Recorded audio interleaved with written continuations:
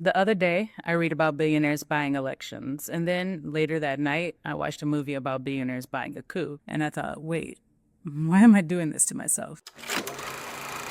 Hey y'all, I'm Jacqueline, and today I'm talking about why there's so much media focus on the wealthy these days, what messages these stories send to us, and whether, as a culture, we're ready to move on. I have a background in research in the media and entertainment world, so when I watch something, I can't help but analyze it and what it says about our culture.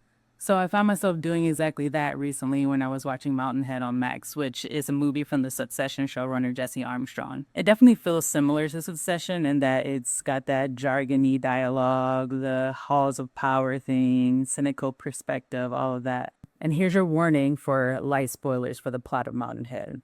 It's about four billionaires that have a guy's retreat that ultimately devolves into a casual game of Risk with real geopolitics and real human lives at stake. I wanted to like it, but I've got to say it fell flat for me for a number of reasons. And I realized number one on the list, I'm just sick of watching stories about rich people.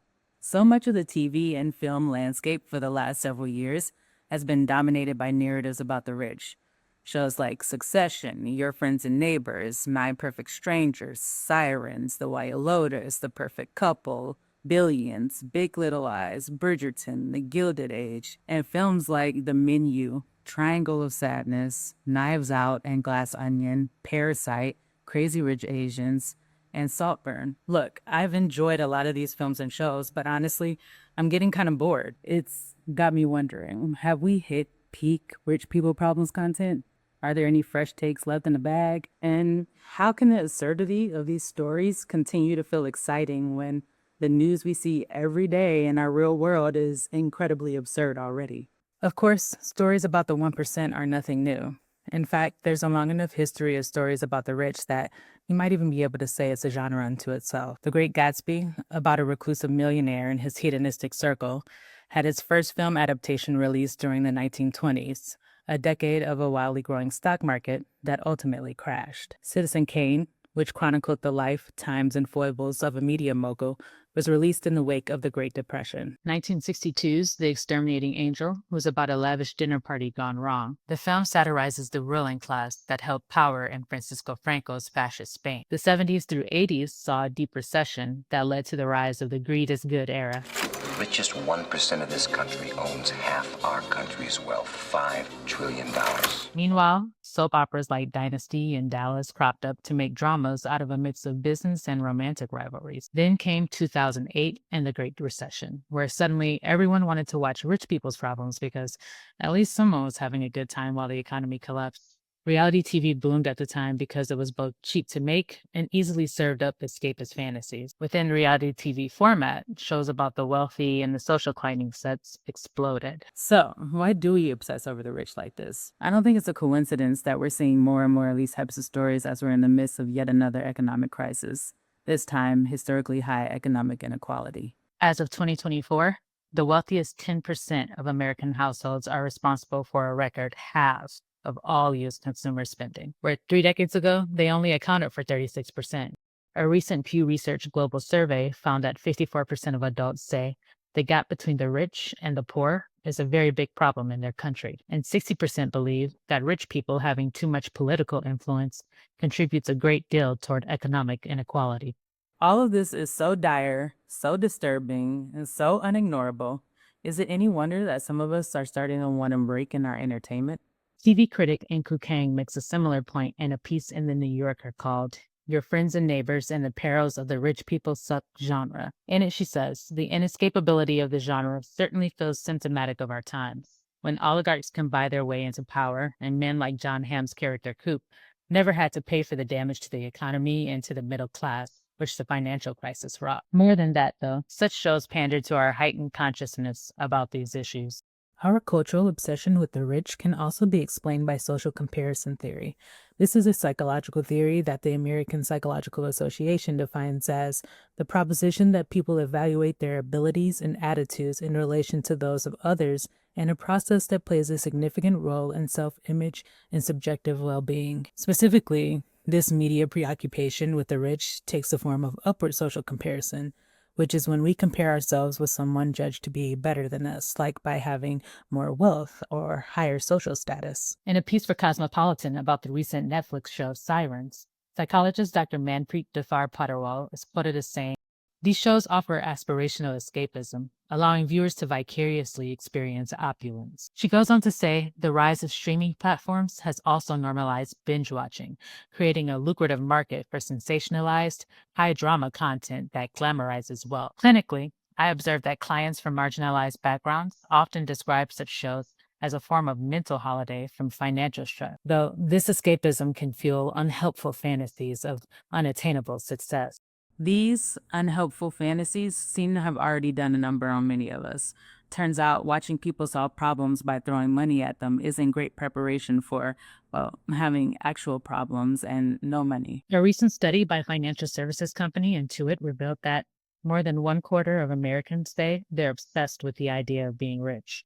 This was especially true for younger generations, with 44% of Gen Z and 46% of millennials admitting to being obsessed with the idea. Considering that Gen Z and millennials came of age during and after the advent of social media and reality TV, how could our generations have anything but a warped sense of self and reality? I also think that we obsess culturally because there's a sort of cathartic escapism that we get from specifically the eat the rich narratives.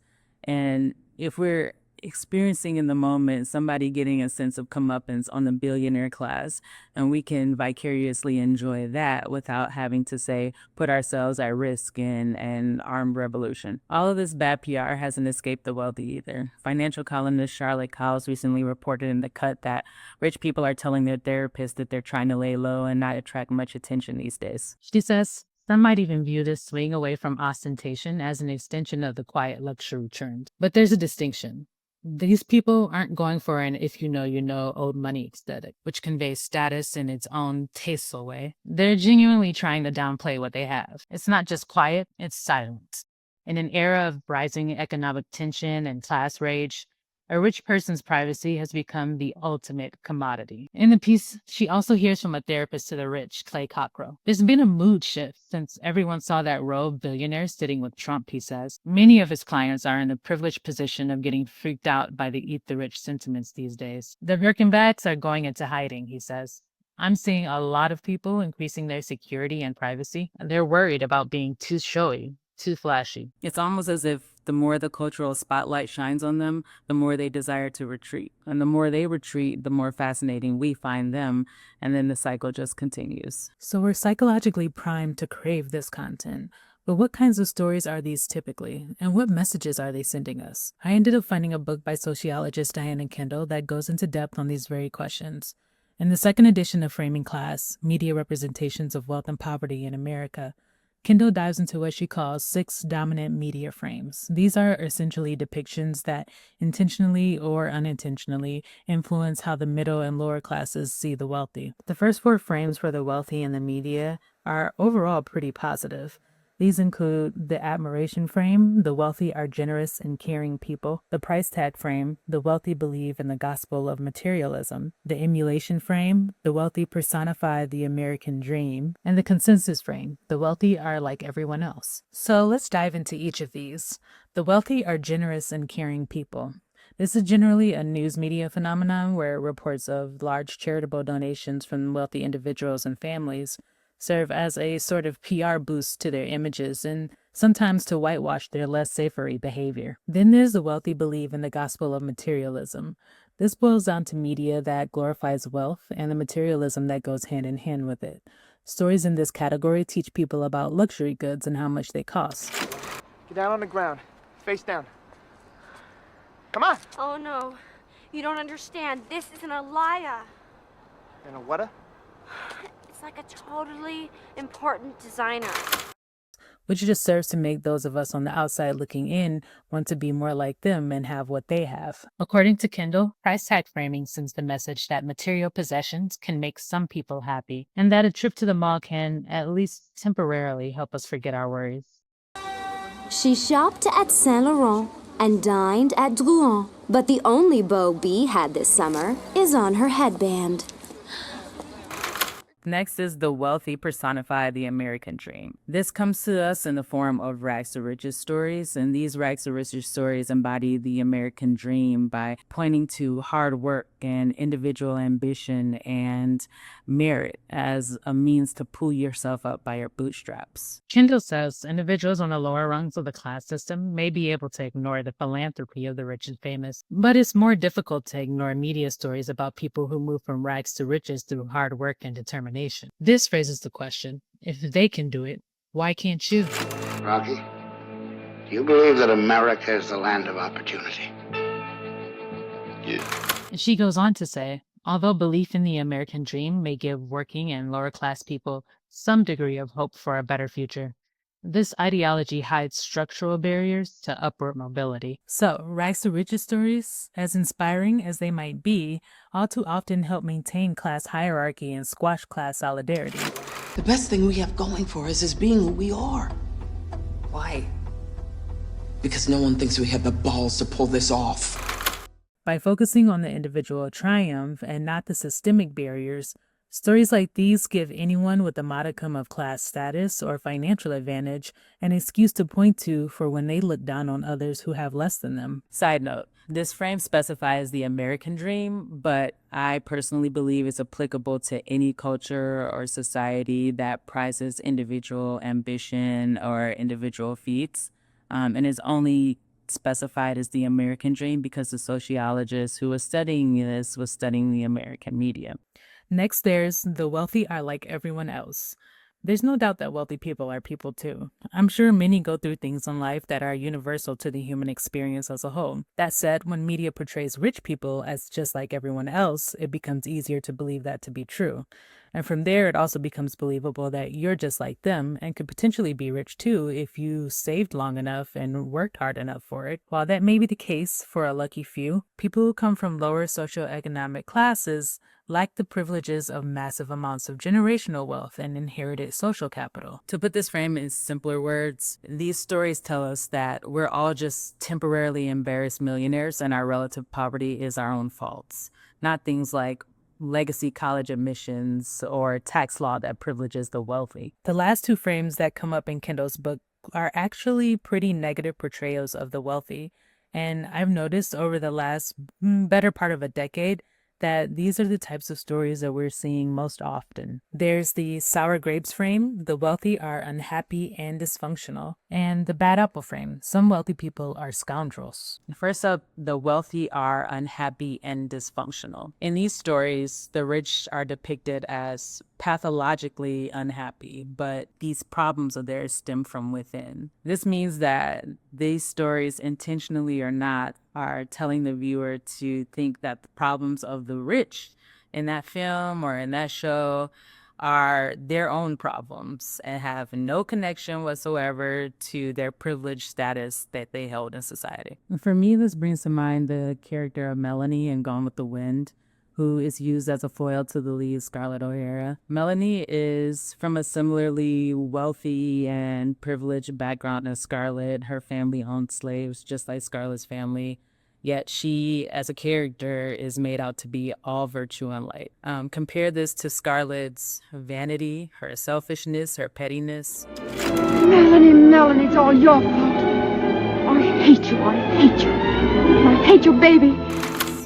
And think about why Scarlett might be that way. She was spoiled by her very rich parents, who were only rich because they had slaves. And these slaves were forced to treat Scarlett, even when she was a child, as their superior. Now, Melanie, while she might be less spoiled than Scarlett, has similar advantages, but she's still made out to be a pleasant person to be around. Of course, they didn't show Melanie treating her slaves like she likely would if this was the real world, because that would hint at systemic reasons for why Scarlett is trash. I mean, if an entire race of people have been treated as chattel and forced into serving you, of course you're going to feel entitled and behave selfishly. There's also Kendall's version of Eat the Rich, the bad apple frame where some wealthy people are scoundrels. Just like with the framing of the wealthy are unhappy and dysfunctional, Eat the Rich stories typically send misleading messages. In Kendall's book, She points out that since bad apple framing typically focuses on the individual scoundrel rather than on the harm done by many people or established corporate practices, media audiences typically view the problem as one of the individual rather than corporate abuse. When the media portray the abuses of the wealthy as isolated problems rather than as predictable and frequent outcomes of the economic and political system, readers and viewers have little reason to question the status quo. Most movies and shows with an eat the rich theme have some form of comeuppance or catharsis in the end. Justice is served, the lower class person triumphs over the rich person. Oh, see, I made Lewis a bet here. Lewis bet me that we couldn't both get rich and put y'all in the poorhouse at the same time. He didn't think we could do it. I won. I lost. $1. Thank you, Lewis. But the true problems like unequal class systems, fiscal policy, or criminal law are rarely brought up in entertainment media. So we just keep getting the same shallow story over and over again. And so many of the messages that we're getting about the rich in the media these days are pretty negative. They're these eat the rich stories or these stories about dysfunctional and unhappy people. If that's the case, why don't the wealthy media executives and media owners mind that their class is consistently being painted in a negative light, especially if many of them are amongst the Birkin clutching and bunker building class? Film studies lecturer Dr. Maren Taum addressed this in a piece called Why the Hollywood Set Loves to Hate Itself. Perhaps the elite is unafraid of the poor rising up anytime soon. Parasite raises awareness of the failures of capitalism, but awareness is not the same as class critique. In fact, the notion of awareness has become a function of the status quo. This is how contemporary elites justify their position in society in the public eye, through displays of empathy and awareness. This sort of critique isn't unique to Parasite. More recently, Saltburn delivered an Eat the Rich style story with a muddled message buried under slick, stylish production and titillating scenes. Warning, spoilers ahead for the end of Saltburn. After cosplaying as a poor student and ingratiating himself into his classmate Felix's wealthy family, Oliver ends up finally destroying them through murder and cunning, and we see him achieve his ultimate goal, to be the sole heir of the family's estate. Is there really ever such thing as an accident, Elspeth? I don't know. Accidents are for people like you. For the rest of us, there's work. And unlike you, I actually know how to work. Oliver came from a comfortable middle-class home, though, with supportive parents, but apparently that wasn't enough. And yes, while the rich family did consist of some scoundrels, it wasn't revenge or justice or anything semi-noble motivating Oliver, just greed. English literature researcher Mela Sasso said in Jacobin magazine, Saltburn isn't about sticking it to the rich, but nostalgia for antique social structures. In the end, middle-class triumph has less to do with wreaking revenge on aristocrats than with gaining possession of a place in the country via the most British means possible, inheritance. A recent study of the personality traits of rich people in films found that, unlike their non-rich counterparts, the rich are mostly portrayed as intelligent and competent, if morally reprehensible. People come to us because we don't sell them on anything. No packet of fucking bleeding heart, United Nations, Volvo, gender bender horseshit. People come expecting moral degeneracy from the rich, though, because, well, that's entertainment. But they also take away with them reinforced messages about their superiority. Now, this may seem like a non-issue. People are intelligent. They can see for themselves the role that class plays in their day-to-day lives. But the messages that we get from the media can be insidious, and many, if not most of us, have been influenced by the entertainment media to have a fundamentally false picture of reality when it comes to class, the economy, and our place in that big picture. All of this leads me back to our sociologist friend Diana Kendall, who picked up on this about 20 years ago. Although some media frames show the rich and famous in a negative manner, they still glorify the material possessions and lifestyles of the upper classes. Research has found that people who extensively watch television have exaggerated views of how wealthy most Americans are and of the material possessions they own. Studies have also found that extensive television viewing leads to higher rates of spending and lower savings, presumably because television stimulates consumer desires. Maybe another indicator that stories focused on the wealthy are starting to wear thin is the mixed reception from critics and audiences of some of the more recent genre entries. Shows like Your Friends and Neighbors and The White Lotus Season 3, in addition to Mountain Head, have had some people asking if the shows and movies are flawed or if the woes of the rich just aren't hitting like they used to. How many of these shows can we watch before it just gets a little bit old? So Your Friends and Neighbors attempts to subvert the genre by depicting John Hamm's character Coop as a down-on-your-luck insider getting one over on his rich friends by stealing from their homes. But Coop isn't Robin Hood. At the beginning of the series, he loses access to his millions, and he even admits that he's just like his friends, no longer rich though. His class consciousness only extends to himself. The show also makes an attempt to make wealth seem like a stressful, precarious, and undesirable burden that warps every aspect of your life. They utilize a drab color palette, desaturated color grading, and a bunch of transactional relationships to try to drum up pity for Coop and his friends. And maybe it would have worked if the trappings of wealth weren't also on full display. This is not to say that the show isn't somewhat entertaining, but it would be more compelling if its message about class and wealth wasn't so muddled and trite. We also saw the latest season of The White Lotus get some backlash from fans and critics. Now, there are several complaints viewers lobbed at the show, but one of the main reasons I think folks were disappointed is that it failed to deliver on the promise of the first 2 seasons. The Guardian columnist Zoe Williams put it this way, where the first 2 seasons were about a wealth dystopia. In season 3, wealth is no longer their unspoken truth, their lodestar. It is more of a quest, how to get wealth, how to keep it, how to hide it, how to use it. And last but not least, there's Mountain Head. In a Vulture piece about the making of the film, it says the writer, director, and Succession creator Jesse Armstrong noticed the tech elite spoke with a straight-up arrogance, which is both scary and comic. You know, being unaware is a key reason why people are funny, and arrogance is a good way of being unaware. And one of the problems with Mountain Head, though, is it's just not funny. Mountain Head is a deeply annoying film. Maybe it's because the satire felt too obvious and failed to reveal anything that I haven't already read in the news or heard on a podcast.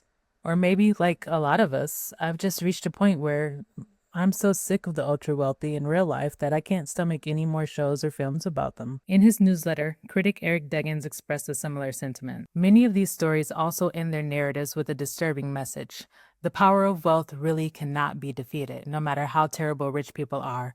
And most people's only choice is to submit to their madness or get out of their way. This may be true. It certainly feels like the reality we all are living in right now. But I don't want to spend hours upon hours watching narratives built around that depressing idea. And I'm not yet willing to believe that is completely true, even now. There must be tons of worthwhile and entertaining stories about working class and middle class people that are just waiting to be told. I think back to the 90s and the early 2000s and even the 2010s. And it seems like the TV and film landscape consisted of much more diversity and depictions of class. Movies and shows like Lady Bird, Everybody Hates Chris, Good Will Hunting, Malcolm in the Middle, and the list goes on. I can't help but notice that most of the shows that come to mind are mostly from the aughts and older, and most of the films I think of are either just as old or they're indies. There's also a trend of shows about middle and working class people of color that haven't benefited from the same level of promotion and hype as some shows about rich white people. Of course, I completely understand the desire for escapism in our everyday entertainment. I often find myself looking for those types of stories as well. But I do think it's really possible to have a narrative center around non-wealthy people and still have the plot be dynamic, full of twists and turns, full of adventure, and have it be a story that really transports you to another experience altogether, but still explore the nuances of social hierarchies and class and have something meaningful to say. There's a ton of examples in the realm of science fiction, television, and film. I'm thinking shows like Silo and movies like The Hunger Games that do a great job of this. And I find it hard to believe that there aren't many storytellers in Hollywood, the writers, the producers who are interested in telling these kinds of stories too. But the economic realities of Hollywood right now are really harsh, and it's a tough place to get anything new or different made. It's past time for more diverse stories and representation in media. And I don't know, I guess if we're going to continue to get stories about the wealthy on our screens, at least let them say something real. In a recent piece in The Guardian, columnist Rebecca Shaw says, stories about people who have little power are not as shiny. not as pleasing to the eye, not as aspirational in a traditional sense, but they are aspirational in that they show you how to get through the days when life does not treat you kindly. Sometimes that is enough to aspire to.